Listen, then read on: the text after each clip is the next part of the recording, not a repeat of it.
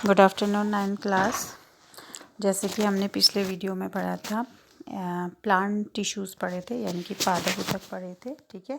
और आज की वीडियो में जो हमारा टॉपिक है वो क्या है, आपका एनिमल टिश्यू है, यानी कि जंतु ऊतक। ठीक है। तो जंतु ऊतक जो होते हैं वो 4 प्रकार के होते हैं बच्चों।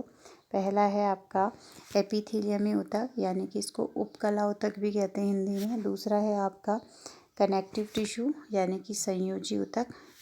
जो पहले वाला था आपका एपिथेलियमी ऊतक, उसको क्या कहते हैं, उपकला ऊतक, यानी कि ये क्या करता है, हमारे शरीर में हर जगह आवरण का काम करता है और हमारी त्वचा की सुरक्षा करता है। ठीक है। तो इसका काम क्या है, सुरक्षा प्रदान करना। दूसरा है कनेक्टिव टिश्यू, जैसे नाम से ही पता चल रहा है, ये चीज़ों को क्या करता है, एक दूसरे से जोड़ कर रहता है। जैसे हमारा जो रक्त है वो क्या है, एक प्रकार का संयोजी ऊतक है। ठीक है। फिर तीसरा है हमारा नर्वस टिश्यू या तंत्रिका तंत्र। ठीक है। तंत्रिका ऊतक, तो तंत्रिका ऊतक क्या करता है, ऑल ओवर द बॉडी में फैला रहता है और वातावरण से और हमारे शरीर के बीच क्या करता है, कनेक्शन को जोड़ता है। ठीक है। चौथा है आपका मस्कुलर, या इसको बोलते हैं पेशी ऊतक। ठीक है।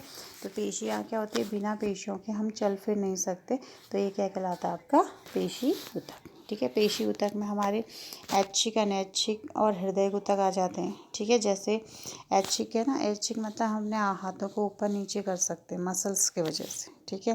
फिर इसको हम डिटेल में आगे पढ़ेंगे। तो ये 4 प्रकार के ऊतक हो गए हमारे पास। कौन कौन से? पहला है हमारे पास एपिथेलियम ऊतक, दूसरा है हमारे पास संयोजी ऊतक, तीसरा है हमारे पास तंत्रिका ऊतक, और चौथा क्या है हमारे पास, पेशी ऊतक। ठीक है। तो इसको हम 1 बाय 1 पढ़ते हैं। ठीक है।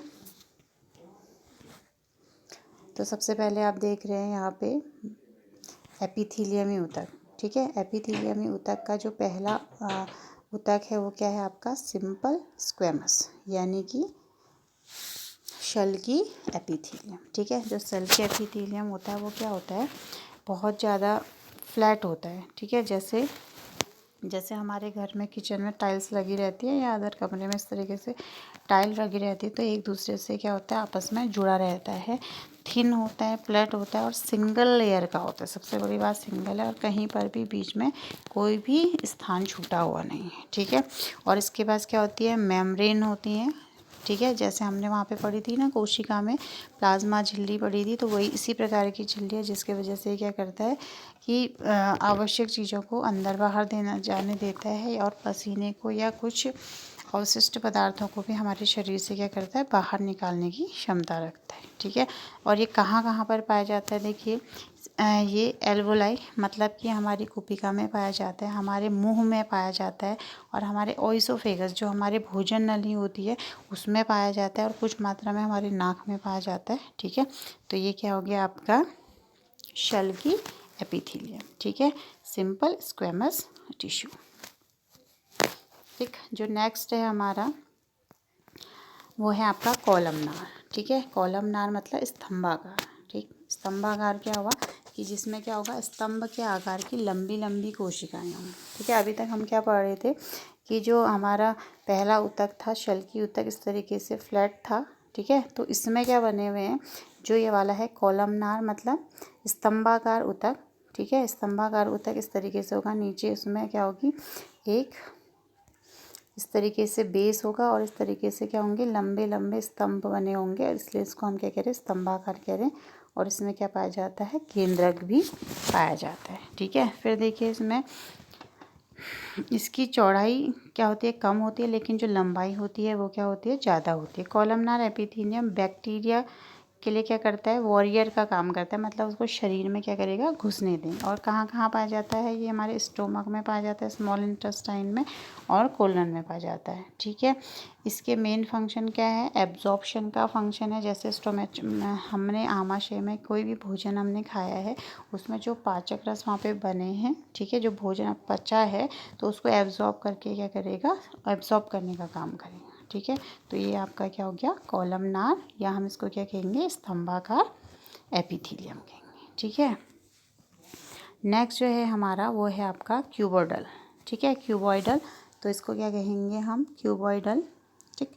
तो क्यूबोइडल क्या है, इसको क्यूबोइडल इसलिए कहा है हमने क्योंकि ये क्या है, ट्यूब के आकार का, यानी कि घन के आकार का है। समझ रहे हैं बात को, घन के आकार का है, इसलिए इसको क्या कह रखे हैं हमने, क्यूबॉइडल कह रखा है। ठीक है, तो ये कहाँ पर पाया जाता है बच्चों, ये हमारी किडनी में पाया जाता है। जैसे चित्र में आप देख रहे हैं ना, किडनी बनी हुई है, किडनी में पाया जाता है, हमारे थायराइड में पाया जाता है, सलाइवरी ग्लैंड्स में पाया जाता है, और पसीने की जो ग्रंथियाँ हैं, स्वेट ग्लैंड, उनमें पाया जाता है। इनका मेन फंक्शन, इनका भी एब्जॉर्प्शन करना है, मतलब किसी भी चीज़ को क्या करेंगे, अवशोषित करेंगे। और अगर हमारे शरीर में कोई गंदगी हो रही है तो एक्सक्रीटरी सिस्टम की तरह भी ये काम करता है, मतलब कि गंदगी को क्या करता है, शरीर से बाहर निकालता है। ठीक हो गया। और कहाँ पाया जा रहा है, किडनी में पाया जा रहा है। ठीक है, और कहाँ पाया जा रहा है, थायराइड में पाया जा रहा है, और सलाइवरी ग्लैंड्स में पाया जा रहा है। ठीक है, तो इसका नाम क्या हो गया आपका, घनाकार एपिथेलियम। क्या है, घनाकार एपिथेलियम। ठीक हो गया।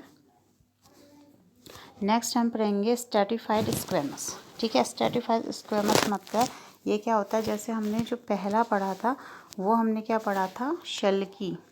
ठीक है, शल्की एपिथेलियम पढ़ा था। ठीक है, और हमने उसमें बात करी थी कि ये इस तरीके से फ्लैट होते हैं, जैसे हमारा फ्लोर होता है उसी तरीके से होते हैं। तो क्या हो रहा है कि जब शल्की एपिथेलियम बहुत सारी लेयरें लग जाएं, ठीक है, फिर से बना देती हूँ मैं चित्र। शल्की एपिथेलियम की क्या हो जा रही है, बहुत सारी लेयरें इस तरीके से क्या हो जा रही हैं, एक के बाद एक, जैसे फिर से लेयर बन जाएगी इस तरीके से, ठीक, और फिर से एक और लेयर बन जाएगी। तो ये क्या हो गया, जैसे हम करते हैं ना ईंट रख के पूरी दीवार बनाते, तो ये क्या हो रही है, जो शल्की एपिथेलियम है उसका ही मॉडिफाइड रूप है। तो इस तरीके से अगर शल्की एपिथेलियम एक साथ बहुत मात्रा में आ जाए, एक और एक के ऊपर एक लग जाए, तो उसको क्या कहते हैं हम, स्तरित, क्या बोलते हैं, स्तरित एपिथेलियम बोलते हैं। ठीक है, स्तरित एपिथेलियम ये हमारे शरीर में कहाँ पाया जाता है, एक्सटर्नल, जो हमारे हाथों की, कोई भी पूरे बॉडी की जो स्किन है वहाँ पर कोई क्या करता है, पाया जाता है, और हमारे शरीर को ढकने का कार्य करते हैं। और मल्टी लेयर में, मतलब बहुत सारी परतों में क्या रहता है, जैसा भी बताया ना मैंने, एक परत ये है इस तरीके से, ए 1 बाय 1 ये ऊपर की ओर को क्या रहता है, स्तरित रहता है। ठीक है, मतलब लेयरिंग करे रहता है। और ये हमारे जो इंजरी अगर हमको होके चोट लगी है तो उसके लिए भी काम करता है। और ये क्या होता है, वाटर प्रूफ होता है। ठीक है, वाटर प्रूफ मतलब जैसे हम नहाते हैं ना डेली, तो अगर हमारी जो स्किन है वो वाटर प्रूफ नहीं होगी तो क्या होगा, हमारे शरीर के अंदर पानी चले जाएगा। ठीक है, और हाईली रेजिस्टेंस होती है किसके प्रति, जर्म्स के प्रति। ये क्या होती है, प्रतिरोधक क्षमता दिखाती है, मतलब उनको अंदर नहीं आने देती है। ठीक है, तो आवश्यक चीज़ों को अंदर आने देगी और वेस्ट चीज़ को बाहर निकालने देगी। तो इस तरीके से जो एपिथेलियमी ऊतक है वो क्या करती है, आपकी वर्क करती है। तो जो मुख्य एपिथेलियमी ऊतक था वो क्या था हमारे पास, शल्की एपिथेलियम। अगर हम ओवरऑल एपिथेलियम ऊतक की बात करें, जैसे यहाँ पे आपको दिख रहा है ना, टिश्यू है, एनिमल टिश्यू है, उसके मैंने आपको 4 भाग बताए थे, एपिथेलियमी ऊतक, कनेक्टिव, संयोजी ऊतक, फिर तंत्रिका ऊतक, फिर पेशी ऊतक। ठीक है, तो हमने आज जो बात करी वो क्या थी आपकी, एपिथेलियमी ऊतक, यानी कि उपकला ऊतक। ठीक है, तो उपकला ऊतक का जो मेन फंक्शन है वो क्या है, ये क्या करता है आपको, एक तो क्या करता है, सुरक्षा प्रदान करता है। ठीक है, और अंगों को क्या करता है, डिफरेंशिएट करता है, मतलब कि जैसे हमारे क्या है शरीर के अंदर, जैसा आप इसको देखिएगा कि ये हमारा क्या है, ये हमारा पाचन तंत्र है अगर, ठीक है, पाचन तंत्र है, या कोई भी हमारे अंग हैं, जैसे यहाँ पे हृदय है। ठीक है, तो 4-5 अंग हैं, वो आपस में क्या है, इस तरीके से जुड़े हुए हैं। ठीक, तो उनको क्या करेगा, इन सब की जो पैकेजिंग का काम होगा वो कौन करेगा, एपिथेलियमी ऊतक करेगा। यानी कि हर चीज़ को ये क्या करेगा, इसे पैकेट के अंदर क्या रखेगा, सुरक्षित रख देगा, ताकि दूसरे के कनेक्शन में वो ना आ सके। ठीक है, और वो डैमेज भी ना हो और वो सुरक्षित रहे। तो जो हमारा उपकला ऊतक होता है उसका जो मुख्य काम है वो क्या है, शरीर को सुरक्षा प्रदान करना है, और शरीर को ढकने के लिए उसका यूज़ किया जाता है। और शरीर के जो अंग होते हैं, ठीक है, और जो गुहिकाएँ होती है उनको ढकता है, और उनको क्या करता है, अलग अलग भी करता है। और त्वचा में, हमारी मुख गुहा में, आहार नली में, रक्तवाहिनी में, हर जगह ये क्या करता है, फेफड़ों में पाया जाता है। ठीक है, और फिर हमने क्या पढ़ा कि इसके आकार के हिसाब से, ठीक है, इसके आकार के अकॉर्डिंग ये क्या होता है, 3-4 प्रकार का हो सकता है। तो पहला जो हमने प्रकार देखा था वो क्या देखा था, सबसे पहला वाला प्रकार हमने देखा था सिंपल स्क्वेमस, यानी कि शल्की एपिथेलियम देखा था। शल्की एपिथेलियम क्या है कि जो क्या है, इस तरीके का दिखाई देगा, ये इस तरीके का दिखाई देगा। फिर हमने बात करी थी कि जो क्यूबॉइडल है यानी कि क्यूब के शेप का है, ठीक है। फिर हमने बात करी थी कॉलमनार यानी कि वो स्तंभाकार होगा। फिर हमने करी स्ट्रैटिफाइड स्क्वैमस यानी कि स्तरित, ठीक है। तो जो एपिथेलियम है बच्चों, उसका काम क्या है? सुरक्षा प्रदान करना, बाह्य आवरण का काम करना, शरीर के अंगों को क्या करना? सुरक्षित रखना, एक दूसरे अंग को आपस में ना मिलने देना। और जो एपिथेलियम था वो 4 प्रकार का है। पहले क्या है हमारे पास? शल्की एपिथेलियम है, ठीक है, सेल की एपिथेलियम है। दूसरा क्या है हमारे पास? स्तंभाकार है, स्तंभाकार है, ठीक है। और तीसरा क्या है हमारे पास? घनाकार एपिथेलियम है, ठीक है। कैसा है? घनाकार एपिथेलियम है।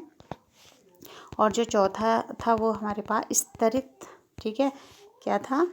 स्तरित एपिथेलियम था। यानी कि वो क्या कर रहा है? जो ये हमारा सिंपल सल्की एपिथेलियम था उसकी ही बहुत सारी लेयरें आपस में जुड़कर क्या कर रही है? स्तरित एपिथेलियम का काम कर रही हैं, जो कि हमारे शरीर को, जो त्वचा है हमारी वो कैसी है? स्तरित उसकी बनी हुई है, ठीक है। तो बच्चों इसके आज के लिए इतना ही, फिर हम कल दूसरे ऊतक की बात करेंगे। Thank you.